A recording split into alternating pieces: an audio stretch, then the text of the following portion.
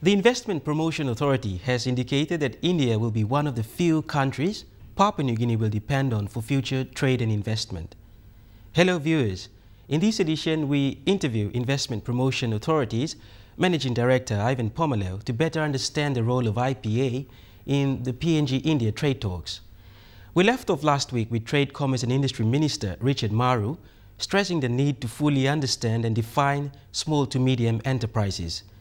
Well, Mr. Pomaleo has reiterated the minister's call, saying the recent trip to India has put a perspective of what both countries can gain out of a strong trade agreement. Hello and welcome to MTV's Business PNG show. Today we have with us the Managing Director of IPA PNG, Mr. Ivan Pomaleo. So please welcome Mr. Ivan Pomaleo in our show. Welcome in our show. Thank you, and thank you for having me on the show. First of all, I want to ask you what brings you to India and how do you think the relationship between the two countries is good for PNG?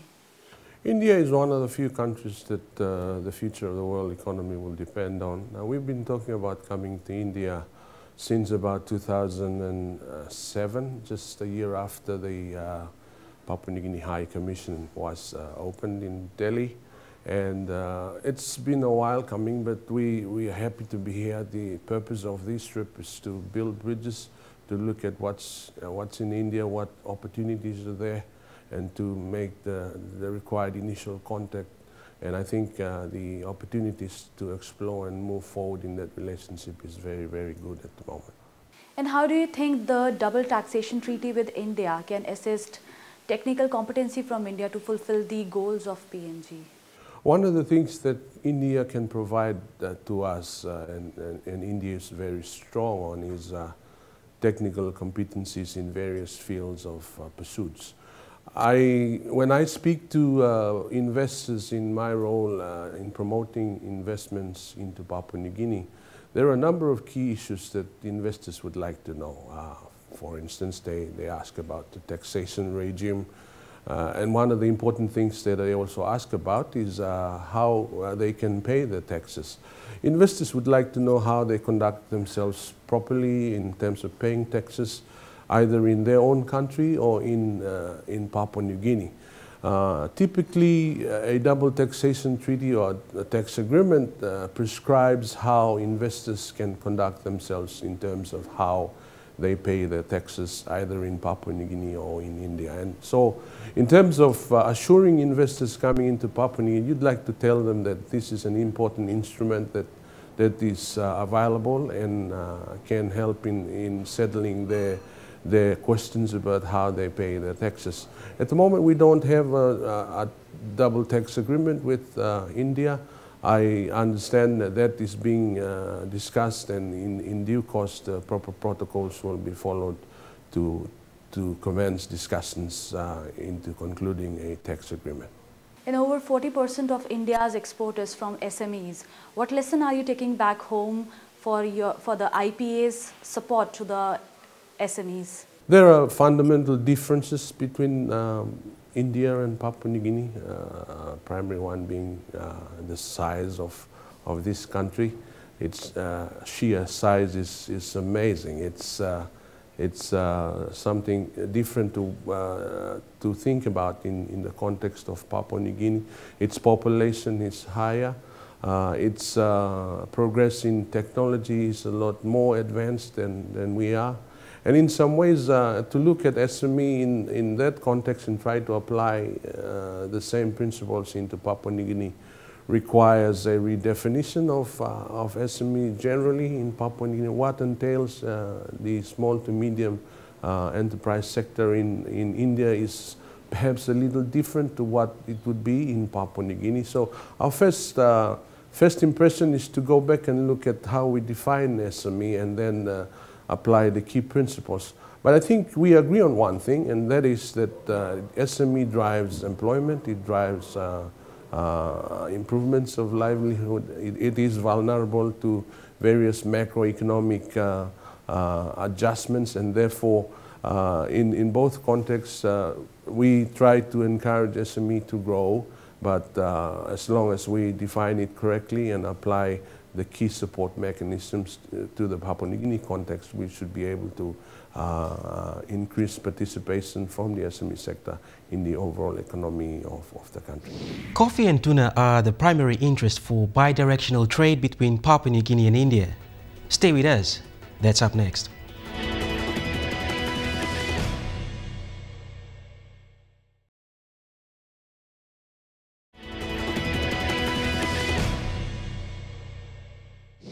Some people question IPA's part in supporting the agricultural sector. Well, that's one area the authority has been promoting in India. Apart from the minerals sector, as per the exponential boom currently experienced in Papua New Guinea. Coffee, rice and tuna are the primary interests for the bidirectional trade between India and PNG. How does IPA support the agricultural sector? The IPA in some ways operate at the top end. We are in the business of promoting investments principally, but we also talk about promoting PNG-made products. We are realistic as well in terms of what we can produce competitively and what we can import and satisfy the demands of the consumers. So when we talk about the agricultural sector and how it fits into the India context, we think about rice more as an import because Papua New Guinea is not a rice producer. India is self-sufficient in rice and is exporting.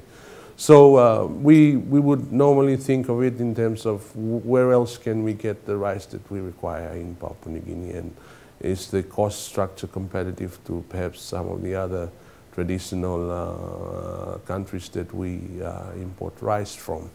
We are a bit more excited with tuna. Tuna from Papua New Guinea, I guess you would know that Papua New Guinea sits at the migratory routes of tuna, and therefore it represents a significant opportunity for exports into India. We think that's a possibility. In terms of overall involvement in the agriculture sector, our role in some ways is to shine the spotlight on the sector and to say, hey, there's opportunities there. There's important markets emerging elsewhere who are interested in some of our products. What is it that the country can do to address its agricultural production to bring it to a level where we can then export to countries such as India. But we've got to be realistic about what we can produce competitively so that we service the markets as they demand it. And if we talk about gold exports from PNG to India is ever growing. How does IPA facilitates the trade of the commodity? Again, in terms of gold and promoting the opportunities there, and I understand that the middle class sector in India is growing, increasingly affluent as well, and that represents to us enormous market opportunities. Our role in the IPA is to again shine the spotlight on that opportunity. We understand that there's current exports into India by our gold exporters. We also have emerging gold mines that represent further opportunities to grow the export sector in gold into countries like India. And as long as there's demand there, and as long as there's opportunities for Papua New Guinean company to export, I'm sure that sector will continue to grow. And what about the direct trade between the countries for the commodity? I think direct trading could increase. At the moment, there's importation in gold, copper, and in some of our forestry products. We are importing from India manufactured goods as well. I think there's opportunity to explore other opportunities to explore further into India. And the fact that we've now come in to make the context and to build the networks that we need is in my view, a positive sign for things to get better from here on. There's more on PNG trade talks when we come back.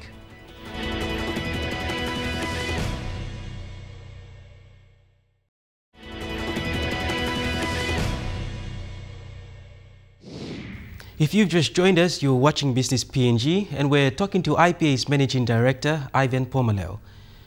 Papua New Guinea's interest in India was initiated in 2007, a year after the establishment of the PNG High Commission in Delhi. That interest has grown over the years, and last year's trade fair has sparked significant interest on potential Indian investors. The IPA's investment mission to Delhi has stirred significant interest in Indian potential investors. The seminar was held in November 2012, and the PNG delegates included IP officials, PNG Power, MRDC, Cocoa Board and National Fishery Authorities. What steps have been taken in the findings of the mission?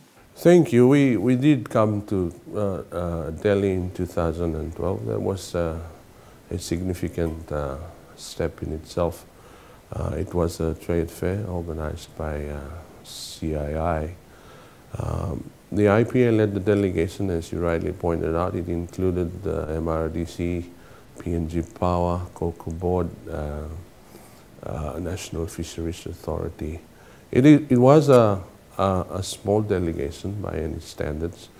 We play a facilitating role at the IPA, and there was significant interest generated out of that mission. Besides undertaking the trade fair and participating in the exhibition, our team also conducted an investment seminar on the sidelines of the exhibition.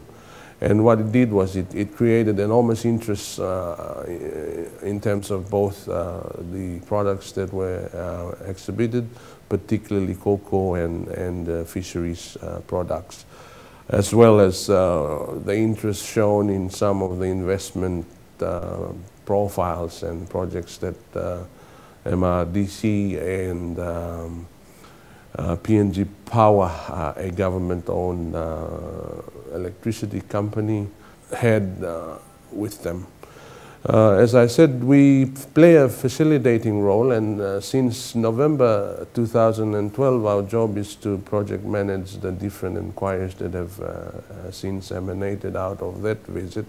And inquiries would normally range from just information, further details that were perhaps not provided during the mission, important contact points, what are the procedures of getting into Papua New Guinea, and it could range from as basic as how to get there and what airlines and what hotels to think about, to such sophistications as the tendering procedures and when is the tender coming out on some of the important projects. So our job is to try and manage both ends of the scale, the Indian side as well as the Papua New Guinea side, and provide information so parties can make important decisions. And that period could take a month, it could take 1 year. It's a delicate balance that we normally take in terms of providing information up to a point where parties then say, okay, we will proceed or we will not proceed, then we take a step back. But enormous interest out of that visit, and it is, in my view, a potential area of work that we can only build from after the first visit last year in 2012. And what are the proposed changes by IPA that are intended to update the Companies Act in accord with the ever-changing trends in the governance in PNG? Okay, governance is a key issue with companies. The last time we updated the Papua New Guinea Companies Act was in 1996. We have, through a partnership with the International Finance Corporation since 2008, have been working on updating the Companies Act, and indeed a few other legislation. But essentially the process that we took there was to take the Companies Act as it is, and looked at the different progresses that have taken place in different jurisdictions in the world, and looked at how they've moved up in terms of governance, reporting requirements. And we've been doing that since 2009, 2010, 2011. That included quite a robust process of consultations with our stakeholders, both those who use the the Companies Act, those who facilitate and act on behalf of clients, lawyers and accountants. We looked at areas of challenges that we've had since the administration of the 1996 version of the law. And having looked at all those issues, including administrative challenges, we've then progressed the draft bill to a stage where the draft is now with the Papua New Guinea's Attorney General's Ministry Department for a certificate of compliance before it is then processed through the National Executive Council for a drafting instruction to be cleared. We anticipate the amendment bill will go before Parliament by or before March or April of 2013. A look at the new leadership in Papua New Guinea's trade, commerce and industry through the eyes of IPA. That's next.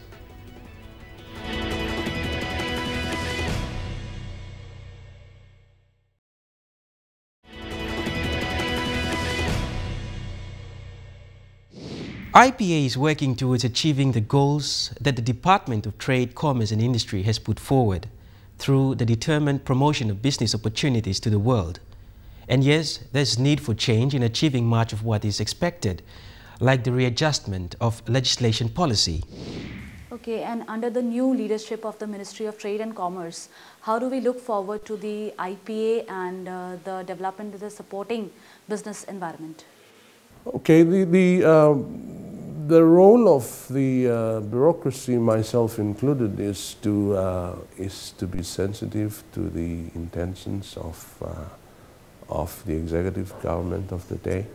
And one of the key things that is becoming quite obvious to us is the need to readjust legislation policy to achieve a number of outcomes. One, self-sustaining ability of organizations such as the IPA to move forward and conduct its business in the emerging environment of high cost. So one of the few key instructions that have come through is to look at how best we could move the organization into a corporatized type model where we are able to self-sustain ourselves, be able to keep important and key staff in the employ of the organization and continue to push the agenda and the mandate that we have. One of the other things that is now quite clear in the set of intentions that concern the IPA, for instance, is the ability for us to look at supporting small to medium enterprises. So it would be a requirement to then look at policy and law and how those two important documents lend themselves to our ability to support and grow the SME sector. I think there are important things that have come out of public utterances as well as stated policy of this government that we need to take stock of and put into our strategic discussions, which is happening later in March this year, which would then chart a new course for the IPA. So in some ways, we've got a lot of things to think about, a lot of things to work through our strategic focus. And I'm sure when I come back on the show next time, we'll be able to articulate quite a few things that may have gone through the discussion phase and consultations with our stakeholders. Yeah, and thank you very much for answering all the questions we asked you, and it was great talking to you. So this was Mr. Ivan Pomalio, the Managing Director of IPA PNG. And that has been our edition of Business PNG. If you have any comments, please send them through to businesspng@mtv.com.pg. And to access our programs online, log on to our website, that's www.mtv.com.pg, and go to our Business PNG page. I'm Festus Maiginap. Enjoy the rest of your viewing.